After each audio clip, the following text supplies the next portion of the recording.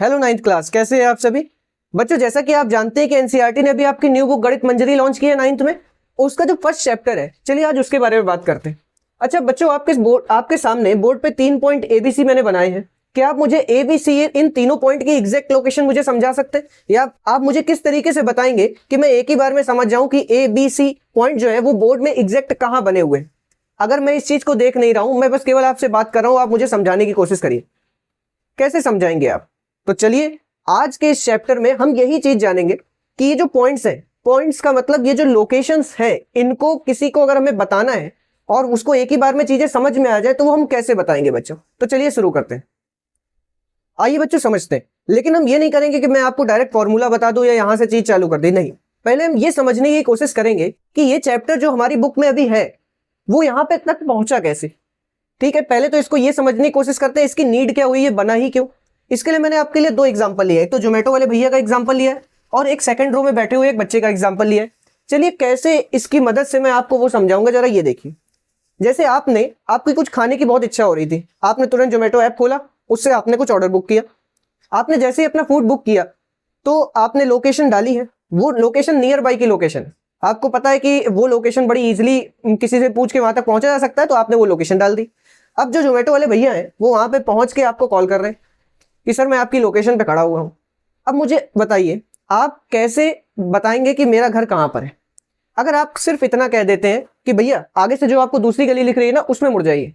अब मुझे सोच के बताइए, क्या उस गली में मुड़ जाने से वो आपके घर तक पहुंच गए? बस एक शर्त है बच्चों, आप ये नहीं कि आप कॉल कर रहे हैं गेट के बाहर आके खड़े हो गए, भैया यहाँ है मेरा घर, ऐसे नहीं कहना है आपको। आपको बस कॉल पे बताना है, कॉल के थ्रू इंस्ट्रक्शन आप दे सकते हैं। तो आप उनसे कहेंगे भैया सेकंड जो दूसरी गली है उसमें मुड़ जाइए, तो भैया दूसरी गली में तो मुड़ गए, लेकिन दूसरी गली में केवल आपका ही घर थोड़ी ना है, बहुत सारे घर है। तो आपको और चीज क्या बतानी होगी, जरा दिमाग पे जोर डालिए। बिल्कुल सही सोच रहे हैं। या तो आप ऐसा कर सकते हैं, कोई ऐसी यूनिक चीज जो केवल आप ही के घर में हो। जैसे मान लो आपके घर में कोई अलग तरीके के टाइल्स लगे हुए, या आपके घर के बाहर इस तरीके से कोई जो पेड़ है इस तरीके का कुछ अलग सा, तो आप बता सकते हैं। या फिर आप एक यूनिक चीज क्या बता सकते हैं, आप अपना हाउस नंबर बता दीजिए। तो आपने गौर किया कि अगर आपको जोमेटो वाले भैया को अपने घर तक बुलाना है डिलीवरी के लिए, तो आपको उनको कितनी इंफॉर्मेशन देनी पड़ेगी? तो आपको मिनिमम 2 इंफॉर्मेशन देनी पड़ेगी। चलिए जरा यहां पे बात करते हैं। आप सभी क्लास में बैठे हुए हैं, अचानक से आपकी क्लास में प्रिंसिपल सर या मैम आ जाती हैं। अब वो कहती हैं कि मैम, जो टीचर पढ़ा रहे हैं उनसे कहती है मैम सेकंड रूम में जो स्टूडेंट है उसको भेजिए। अब मुझे एक चीज बताइए, यहां पर एक कंडीशन मैं आपको दे दूं। जो प्रिंसिपल सर या मैम है उन्होंने बस इतना कहा कि सेकंड रो में बैठे हुआ बच्चा जो है, जो स्टूडेंट है, उसको आप भेजिए। अब आप सोचिए, आप खुद अपनी क्लास में बैठे हुए, उसमें जो सेकंड रो है, क्या उसमें एक ही बच्चा या बच्ची बैठी होगी? बताइए, नहीं ना, कई सारे बच्चे होंगे। अभी यहाँ पे प्रिंसिपल मैम ने किसी की तरफ पॉइंट नहीं किया, प्रिंसिपल मैम ने किसी का भी नाम नहीं लिया, बस वो कह रही है कि सेकंड रो में जो बच्चा बैठा हुआ है उसको भेजिए। तो कई बच्चे हो सकते हैं। अगर यहां पर प्रिंसिपल मैम ये कह देती कि सेकंड रो में जो अनुज बैठा है उसको भेजिए, या प्रिंसिपल मैम ऐसा कह देती, पहले पॉइंट करती और फिर कहती, यहां पर भी देखिए कितने सिग्नल हो रहे हैं, 2, पहला पॉइंट किया कि ये बच्चा और दूसरा ऐसे कि इसको भेजिए। हर जगह आप देख रहे हैं कि 2 जानकारी यहां पर भी आपको देनी पड़ रही है। तो ये जो 2 जानकारी है, इससे मैं आपको समझाना क्या चाह रहा हूं, यहां से उस थॉट की शुरुआत होगी जो हम आगे चैप्टर में यूज करने वाले हैं। अगर हम इनको, जैसे यहां पर पहले केस में आपका घर, दूसरे केस में वो बच्चा, अगर हम इसको एज अ पॉइंट एज्यूम कर लें, एक पॉइंट एज्यूम कर लें, तो क्या होगा बच्चों? हमें इन दोनों एग्जांपल से ये समझ में आ रहा है, पहली चीज कि अगर हमें किसी पॉइंट तक एग्जैक्ट पहुंचना है तो मिनिमम कितनी इंफॉर्मेशन चाहिए। मिनिमम अगर हमें 2 इंफॉर्मेशन मिल जाए तो हमारा काम बन जाएगा। ठीक है, क्या 3 में बनेगा? हाँ 3 में भी, लेकिन अभी जो हम डिस्कस करने वाले हैं या हमारे सिलेबस में जो चीज है वहां पर हम उन्हीं चीजों की बात करेंगे जो हमारी 2 इंफॉर्मेशन से काम चल जाता है। जब हम आगे हायर क्लासेस में जाएंगे ना तो हमें 3 इंफॉर्मेशन की भी जरूरत पड़ेगी, लेकिन अभी शुरुआत के लिए मिनिमम 2 इंफॉर्मेशन और उस पॉइंट तक हम पहुंच गए। तो बच्चों यहां से शुरुआत हुई है पॉइंट्स को लोकेट करने की, और पहला थॉट जो अब आपके दिमाग में आ गया कि किसी पॉइंट को अगर हमें लोकेट करना है तो मिनिमम हमें कितनी इंफॉर्मेशन चाहिए? मिनिमम हमें 2 इंफॉर्मेशन चाहिए। तो बच्चों यहां से एक सिस्टम तैयार हुआ पॉइंट को लोकेट करने का, जिसको नाम दिया गया 2D कार्टेशियन सिस्टम। अब बच्चों इसका नाम यही क्यों पड़ा? पहले तो 2D क्यों पड़ा ये देख लेते हैं। 2D का फुल फॉर्म होता है बच्चों 2 डायमेंशनल। जो मैं आपसे कह रहा हूं ना कि मिनिमम 2 इंफॉर्मेशन की जरूरत है, तो यहां पर भी हमें 2 इंफॉर्मेशन का मतलब है कि 2 डायमेंशन में बताना होगा चीजों को। ठीक है, कैसे वो भी बात करेंगे कि 2 डायमेंशन ये क्या होती है, ये सभी भी बताऊंगा मैं। लेकिन इतना समझ में आ गया कि 2D नाम जो है वो ये जो मिनिमम इंफॉर्मेशन है, यहां मिनिमम 2 इंफॉर्मेशन चाहिए थी, इसीलिए हम 2D की बात कर रहे हैं, 2 डायमेंशन की बात कर रहे हैं। अब दूसरी चीज समझने की कोशिश करते, भैया कार्टेशियन सिस्टम नाम क्यों पड़ा? मुझे ये बताइए कि आप सबने पाइथागोरस थ्योरम का नाम सुना है ना बच्चों? तो उस थ्योरम का नाम पाइथागोरस क्यों रखा गया होगा? तो आप कई बच्चे दिमाग में यही सोच रहे होंगे, सर पाइथागोरस ने उसको बनाया इसलिए पाइथागोरस नाम रख दिया गया। तो इसीलिए बच्चों ये जो सिस्टम दिया था वो दिया किसने था? वो दिया था रेने डेस्कार्टस ने। रेने डेस्कार्टस ने ये सिस्टम दिया था, तो इन्हीं के ऑनर में इस सिस्टम को नाम दे दिया गया बच्चों कार्टेशियन सिस्टम। चलो एक चीज हमें क्लियर हो गई कि यहां पर हम पॉइंट को लोकेट करना सीख रहे हैं। किसी पॉइंट को लोकेट करने के लिए हमें मिनिमम 2 इंफॉर्मेशन चाहिए। ये हमें कहां से पता? ये इस एग्जांपल के थ्रू हमने समझा, और वो 2 इंफॉर्मेशन हम डायमेंशंस के थ्रू देंगे, और वो डायमेंशन कितनी होनी है? 2 डायमेंशन लेनी है, इसलिए हमने इसका नाम रखा है 2D कार्टेशियन सिस्टम। समझ में आया बच्चों? यहां तक आपको चीजें क्लियर हुई? लेकिन अब एक जो बात मैं आपके दिमाग में जो थॉट लाना चाह रहा हूं वो ये है, मुझे ये बताइए, अगर आप कुछ भी चीज सोचते हैं, या आपने बड़े बड़े आर्टिस्ट का नाम सुना होगा, या कोई ग्राफिक डिजाइनर है, इस तरीके के लोग, या जो फैशन डिजाइनर है, या जो मूवी बनाते हैं, आप देखते हैं कि इंटरस्टेलर बनाई, और भी जो अच्छी अच्छी पिक्चरें बनी हुई हैं, तो ये पिक्चर जो है, ये जो मूवीज हैं, या जो ये आर्ट वर्क है, इनका आइडिया कहां से आता है लोगों को? आप कहेंगे या तो प्रीवियस किसी मूवी से, या तो कोई स्टोरी पढ़ करके उनकी इमेजिनेशन के थ्रू उन्होंने वो चीज बनाई, या फिर जो आर्टिस्ट लोग हैं उनका कलर सिलेक्शन कहां से होता है? वो तो नेचर के थ्रू होता है ना बच्चों। तो मुझे ये बताइए, ये जो रेने डेस्कार्टस थे, इनके दिमाग में कार्टेशियन सिस्टम या ऐसा कुछ बनाने का प्लान कहां से आया होगा? क्या आप सोच सकते हैं? तो चलिए अब कहानी पे चलते हैं कि भैया इनके दिमाग में ये चीज आई कहां से। तो इसकी शुरुआत होती है सबसे पहले हमारे भारत से। भारत में सबसे पहले फिजिकल यूज हुआ किसका? इस कोऑर्डिनेट्स का। ये जो कोऑर्डिनेट्स है, इसका सबसे पहला जो फिजिकल यूज हुआ ना बच्चों, वो भारत में हुआ। अब कैसे हुआ, चलिए अब इसको समझते हैं। बच्चों भी हमने डिस्कस किया कि रेने डेस्कार्टस ने हमें 2D कार्टेशियन सिस्टम दिया, लेकिन बात तो ये है ना कि रेने डेस्कार्टस के दिमाग में थॉट आया कहां से? तो चलिए अब उस तक मैं लेके चलता हूं। हिस्ट्री से प्रेजेंट तक की बात करेंगे बच्चों, जहां से इसकी शुरुआत हुई और जहां आज हम खड़े हैं, इन चीजों को समझने की कोशिश करते हैं। सबसे पहले ये जो कोऑर्डिनेट्स था बच्चों, इसका जो फर्स्ट फिजिकल यूज हमें देखने को मिला, ये हमारे भारत में ही देखने को मिला। भारत में ही सबसे पहली बार इस जो हमारा कोऑर्डिनेट सिस्टम था, जिसको बाद में कार्टेशियन सिस्टम नाम दिया गया रेने डेस्कार्टस के सम्मान में, वो शुरू यहां से हुआ। कहां से? सिंधु सरस्वती सिविलाइजेशन। यहां पे क्या हुआ, ये जो इस सिविलाइजेशन के लोग थे, इनके जो नगर हुआ करते थे, मतलब इनकी जो सिटी थी, वहां पर इनको, अगर कोई बंदा है, कोई नया नया लोग आ रहा है, सिटी में पहली बार एंटर कर रहा है, और वो किसी का घर पता करना चाहता है, तो कैसे हम उसकी लोकेशन बताएंगे? आज तो हमारे पास चलो एड्रेस है, लोग एक कोई वो लोकेलिटी होती है, नियर लोकेलिटी, और घर का एड्रेस है। उस समय ऐसा क्या सिस्टम था? उस समय के जो मैप बनाए जाते थे, उसमें घरों को कैसे लोकेट किया जाता था, कैसे लोगों को समझाया जाता था? चलिए उसको समझते हैं। पहले तो ये जो पूरा सिटी है, इसका मैंने एक मैप बना दिया है। पूरी सिटी का जो मैप बनाया बच्चों, उन्होंने वो किस लाइन के थ्रू बनाया? एक लाइन इन्होंने वर्टिकल लाइन खींची, जिसको नाम दिया नॉर्थ साउथ लाइन, और एक लाइन जो थी वो हॉरिजॉन्टल खींची, इस लाइन को नाम दिया इन्होंने ईस्ट वेस्ट लाइन, और इसका एक सेंटर पॉइंट मान लिया। अब ये सेंटर पॉइंट जो हो सकता था, ये नगर का कोई चौराहा हो सकता था, मतलब सिटी का कोई मेन चौराहा हो सकता था, या फिर वो राजा का घर हो सकता था, इस तरीके के। तो अब जैसे ये किस तरीके से लोकेशन बताते थे, बताने का तरीका इनका ये था कि जैसे मान लीजिए ये किसी का घर है, जो वो नया बंदा है, जो नया आदमी पहली बार शहर में आया, वो किसी का घर ढूंढ रहा है, तो वो सेंटर पे खड़ा हुआ है।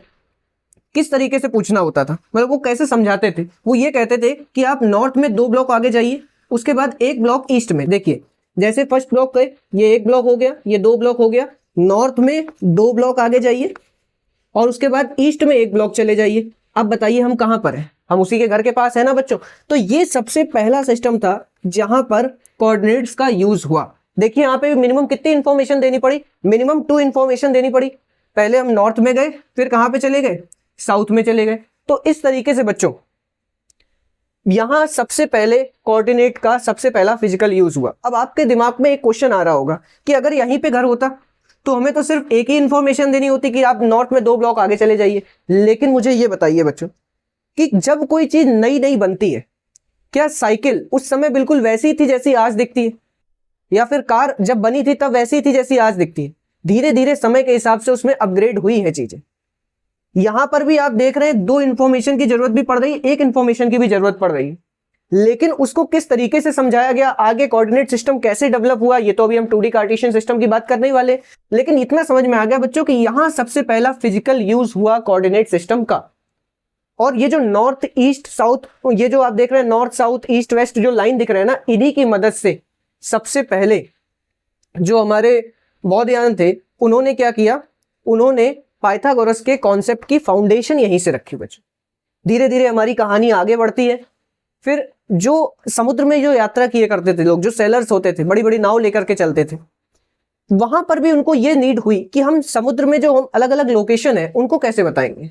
तो उन्होंने कहा यहाँ पे भैया हमें एक मैप चाहिए। जैसे मैंने दिखाया कि इस मैप में भी हमें एक नीड पड़ी एक सेंटर पॉइंट की, ठीक है ना बच्चों, एक सेंटर पॉइंट की नीड पड़ी जहां से हम सारी जो डिस्टेंस है उसको मेजर कर रहे हैं या फिर सारी डायरेक्शंस बता रहे हैं। ऐसे ही जो समुद्र होता था, जब लोग ट्रेवल कर रहे होते थे तो उसमें भी किसी लोकेशन तक पहुंचना होता था, तो एक सेंटर पॉइंट चुना जाना था बच्चों। वैसे आज के समय में तो वो सेंटर पॉइंट जो है वो ग्रीनविच है जो कि लंदन में है, लेकिन पहले के टाइम में उज्जैनी वो सेंटर पॉइंट हुआ करता था। इसी से ही सारे मैप्स बनाए गए, उज्जैनी को सेंटर मानते हुए। अरब्स ने, ग्रीक्स ने भी इसको क्या किया, इसको अपने जो मैप्स है उसमें एक स्थान दिया एक, और इसका नाम जो अरब्स ने रखा ना वो रखा एरिन। तो ये देखिए यहां पर भी जैसे आज हम बात करते हैं ना कि लॉन्गिट्यूड लैटिट्यूड की बात करते हैं, यहां भी देखिए कितनी इंफॉर्मेशन चाहिए हो रही है आपको 2। तो यहां से शुरुआत थी बच्चों उस तरीके की चीज की।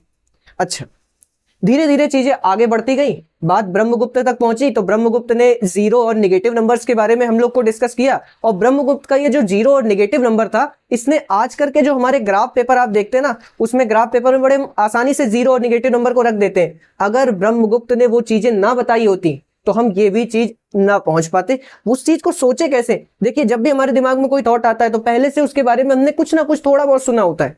तो यहां से जब ब्रह्मगुप्त तक कहानी पहुंच गई, नेगेटिव नंबर्स आ गए, जीरो आ गए, एक ग्राफ पेपर में हम उसको प्लेस करना सीख गए, तब यहां पर एक दिन क्या हुआ, धीरे धीरे ये नॉलेज जो है वो पहले पहुंची अरब से 12th सेंचुरी में ये नॉलेज पहुंची यूरोप, और यूरोप से फाइनली जाकर के 1637 में रेने डेस्कार्टस के दिमाग में ये थॉट आया। क्या, वो अपने बिस्तर पे लेटे हुए थे, उनकी वैसे आदत थी कि सुबह सुबह अपने बिस्तर पे लेटे रहते थे। ये कोई आलसपन वाली आदत नहीं थी, उनका ये मानना था कि हम बिस्तर पे लेटे लेटे काफी चीजों के बारे में बड़े अच्छे से सोच सकते। तो एक दिन ऐसे बिस्तर पे लेटे हुए थे, उन्होंने सोचा कि अगर हमें किसी पॉइंट को एक पॉइंट दे दिया जाए और हमें किसी को उसकी लोकेशन बतानी है तो हम कैसे बता सकते हैं। अब उनके पास, क्योंकि वो एक मैथमेटिशियन थे, काफी फेमस मैथमेटिशियन थे, तो उन्होंने चीजों के बारे में तो पढ़ रखा था, ये नॉलेज उन तक आई। तो जब उन्होंने अपना दिमाग चलाना चालू किया तो उनको ये समझ में आया, यार हमें 2 इंफॉर्मेशन अगर पता चल जाए तो बड़ी आसानी से हम किसी भी पॉइंट को लोकेट कर सकते। तब सबसे पहले सिमेट्रिकल, मतलब बिल्कुल एक तरीके से कहें सिस्टमैटिक तरीके से सबसे पहली बार इन्होंने जो सिस्टम बनाया उसको नाम दिया गया बच्चों कार्टेशियन सिस्टम, और यही हमारे सिलेबस में है। इसी की मदद से हम चीजों को ओरिएंटिंग करना सीखेंगे, चीजों की ओरिएंटिंग करना यहाँ पे सीखेंगे, और इस कार्टेशियन सिस्टम में हम कोऑर्डिनेट्स का यूज करते। तो चलिए अब समझते हैं कि ये 2D कार्टेशियन सिस्टम क्या है बच्चों अभी तक हमने जितनी भी बात करी उससे हमें यह समझ में आ गया कि अगर हमें किसी भी पॉइंट को लोकेट करना है तो हमें मिनिमम 2 इंफॉर्मेशन की जरूरत चाहिए, और ये जो 2 इंफॉर्मेशन की हमें नीड है उसके बेसिस पे रेने डेकार्टस का कार्टेशियन सिस्टम बना हुआ है। लेकिन रेने डेकार्टस ने इसको किस तरीके से फॉर्म किया होगा, चलिए उसकी शुरू से बात करते हैं। अच्छा बच्चों, जब हमारे पास एक नंबर लाइन दी गई हो और उस पे हम किसी भी पॉइंट को अगर हमें रिप्रेजेंट करना है, बड़ी आसानी से हम उसको रिप्रेजेंट कर देते हैं। अगर हमसे कहा गया 1 को रिप्रेजेंट करें तो इसका मतलब ये है +1 को, तो हम 0 से अगर right side 1 unit distance travel करी तो हमें 1 मिल गया, और यहां पर हमने उस पॉइंट को मेंशन कर दिया। ऐसे ही अगर हमसे कह रहा है -1 को रिप्रेजेंट करो तो हमने left side 1 unit distance travel करी और -1 हमें मिल गया। तो यहां तक तो ठीक था, नंबर लाइन जहां पर पॉइंट को रिप्रेजेंट करना था। लेकिन इसी की हेल्प से रेने डेस्कार्टस ने क्या किया, अपना एक कार्टेशियन सिस्टम बनाया। कैसे, चलिए समझते हैं। जैसे कि अभी मैंने बताया कि एक दिन वो बेड पे लेटे लेटे इस बारे में सोच रहे थे कि एक पॉइंट को किस तरीके से हम ऐसे बता दें कि सामने वाला सिर्फ इंफॉर्मेशन सुन के ही समझ जाए कि उस पॉइंट की लोकेशन क्या है। तो बच्चों जैसे ये एक पॉइंट है, अब मैं आपसे पूछ रहा हूं क्या आप मुझे इसकी लोकेशन बता सकते हैं बच्चों? यही क्वेश्चन रेने डेस्कार्टस के भी दिमाग में आया कि कैसे हम समझाएं कि इस पॉइंट की लोकेशन क्या होगी। तो यहाँ पर इनको ये लगा कि भाई हमने नंबर लाइन का कॉन्सेप्ट तो सुना ही हुआ है, तो क्यों ना हम इस पेज को, ये जो हमारे सामने पेज जैसा दिया हुआ है, रेक्टेंगल दिया हुआ है, इसको हम कुछ नंबर लाइन के थ्रू डिवाइड कर दें। तो इन्होंने दो लाइनें खींची बच्चों, एक ये लाइन खींची जो कि एक हॉरिजॉन्टल लाइन थी, और एक लाइन वर्टिकली खींच दी। ये लाइन कुछ इस तरीके से थी कि एक दूसरे के साथ 90 डिग्री का एंगल बना रही थी, मतलब एक दूसरे के साथ परपेंडिकुलर थी। तो दो लाइन, इन दोनों लाइन ने क्या किया, इस पूरे प्लेन को, अब बच्चों ये जो है ये एक प्लेन है, जैसे आप बोर्ड को देखिए, बोर्ड एक प्लेन है, वैसे ये भी एक प्लेन है। वो यही सोच रहे थे कि एक प्लेन पे कैसे हम चीजों को लोकेट करें। बिल्कुल ऐसे ही समझिए कि आप खड़े हुए हैं या आप कुर्सी पे बैठे हुए हैं, आप फर्श पे देखते हैं एक चींटी है, एक चींटी जो फर्श पे चल रही है, आप उसकी पोजीशन कैसे बताएंगे, बिल्कुल वही समझिए। यहाँ पे एक चींटी चल रही है, ये आपकी फर्श है, तो आपने क्या किया, सबसे पहले फर्श को इन दो वर्टिकल और हॉरिजॉन्टल लाइन के थ्रू डिवाइड कर लिया, यही रेने डेस्कार्टेस ने किया।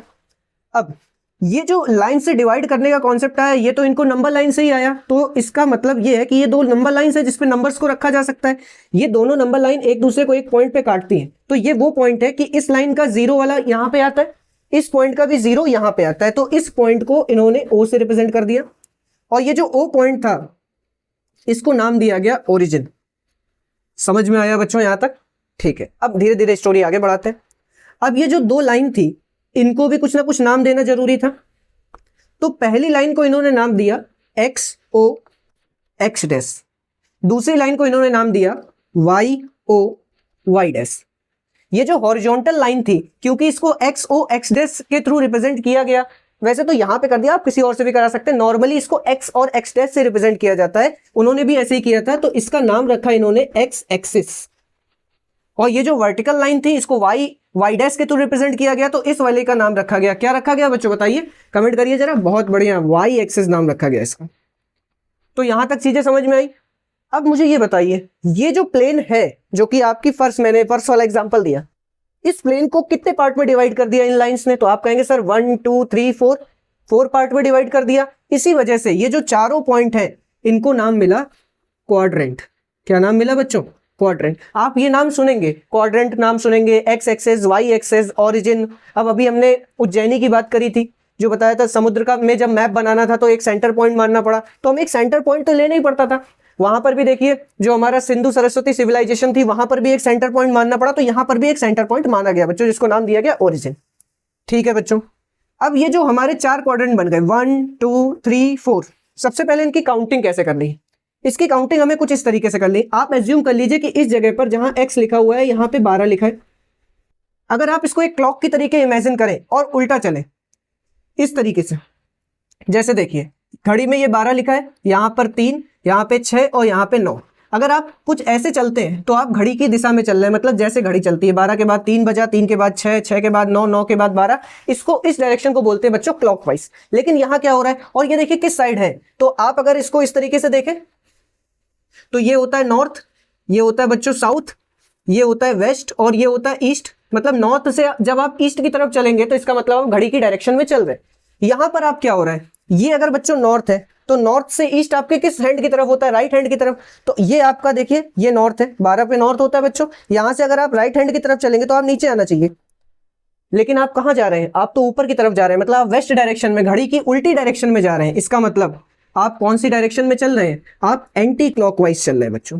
चलिए पहला पॉइंट यहां से ये समझ में आया कि हम एंटी क्लॉकवाइज हमें घूमना है। हम इस तरीके से यहाँ पे खड़े, यहाँ से ऐसे घूमे, इधर आ गए, यहाँ से ऐसे घूमे, इस वाले में आ गए, फिर इधर फिर इधर।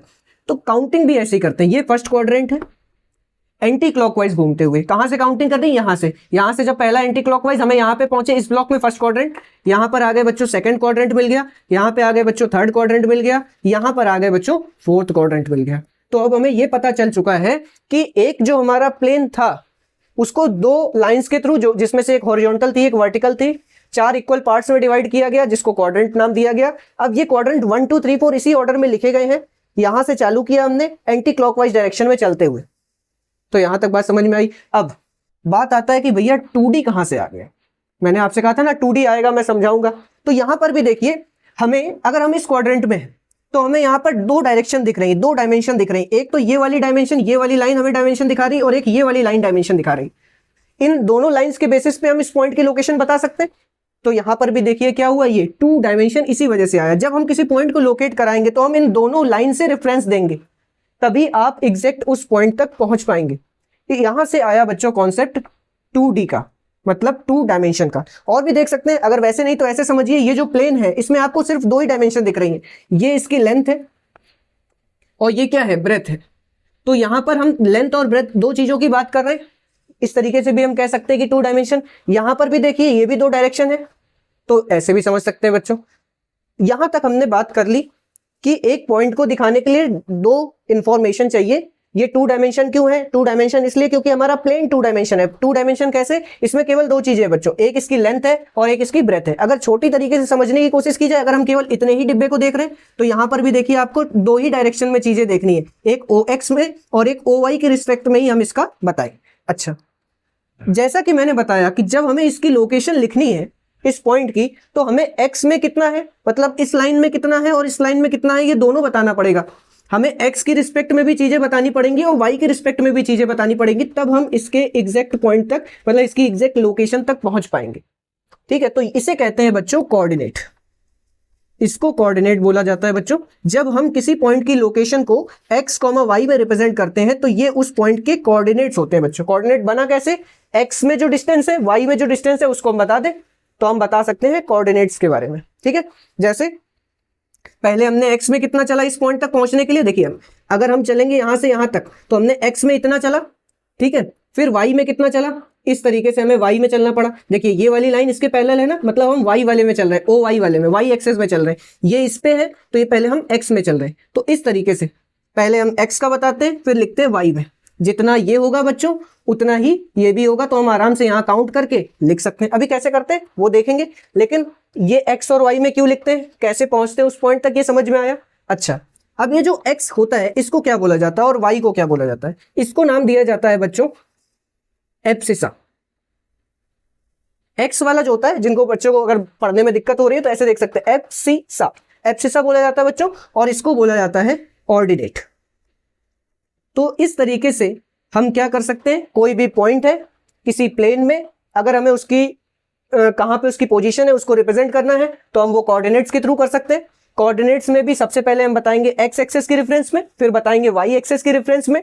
x एक्सेस के रेफरेंस में जो होगा उसको एब्सिसा बोला जाएगा, y एक्सेस के रेफरेंस में जो होगा उसको ऑर्डिनेट बोला जाएगा बच्चों। तो अच्छा, अब एक क्वेश्चन, ये जो पूरा प्लेन जिसके रेफरेंस में हम ये बात कर रहे हैं, तो इस प्लेन का नाम क्या होगा? तो देखते हैं बच्चों, इस प्लेन को हम लोग कहते हैं, पहले तो हम इसको कोऑर्डिनेट ही प्लेन कहते हैं। पहला नाम तो इसका कोऑर्डिनेट प्लेन हो गया बच्चों। अच्छा, पहला नाम बड़ा इजी, कोऑर्डिनेट्स के बारे में इसमें बात कर रहे हैं और कोऑर्डिनेट्स के थ्रू हम पोजीशन को बता रहे हैं, तो कोऑर्डिनेट प्लेन बोल दिया। दूसरा नाम क्या हो सकता है बच्चों? अब मुझे ये बताइए किस सिस्टम के अंदर हम इस प्लेन को समझा रहे हैं, एक्सप्लेन कर रहे हैं, तो कार्टेशियन सिस्टम के थ्रू एक्सप्लेन कर रहे हैं, तो दूसरा नाम हो जाएगा बच्चों इसका कार्टेशियन प्लेन हो जाएगा बच्चों। समझ में आया? क्या आप तीसरा नाम गेस कर सकते हैं? कुछ आ रहा है आपके दिमाग में? सोचिए, जो भी बच्चा सोच पा रहा हो जरा फटाफट कमेंट कर दे। पहले कुछ पहुंचा दिमाग? चलिए देखते हैं। अच्छा, ये बताइए इस प्लेन को आपने कौन से एक्सिस के थ्रू डिवाइड किया है? तो आप कहेंगे सर x और y के थ्रू। तो बच्चों एक प्लेन का एक और नाम ये भी हो सकता है, एक्स वाई प्लेन। तो यहां पे हमने कार्टेशियन सिस्टम को पूरी तरीके से समझ लिया।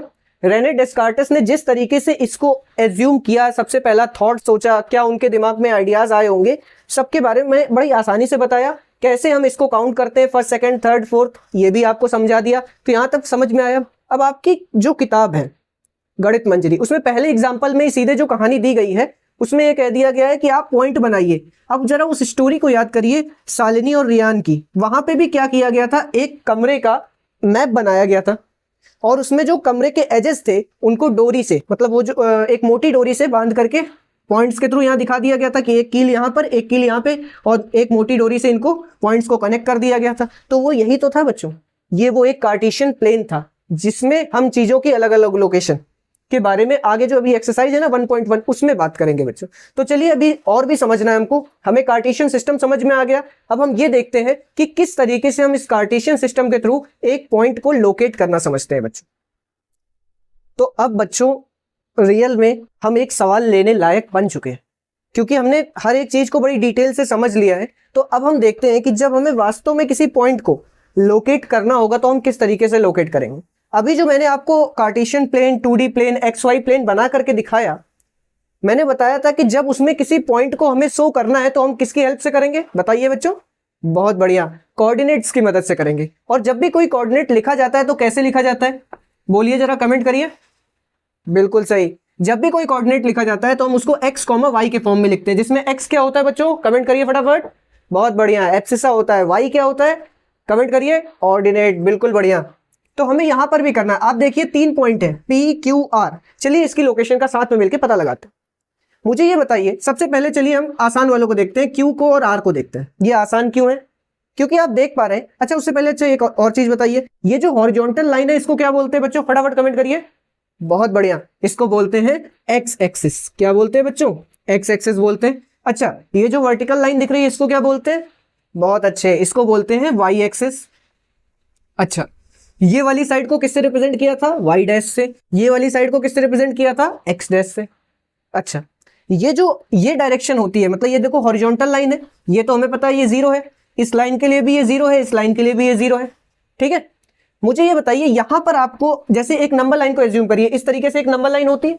नंबर लाइन में जब आप राइट हैंड की साइड चलते हैं तो आपको सारे नंबर कैसे मिलते हैं, पॉजिटिव मिलते हैं, 1 2 3 4।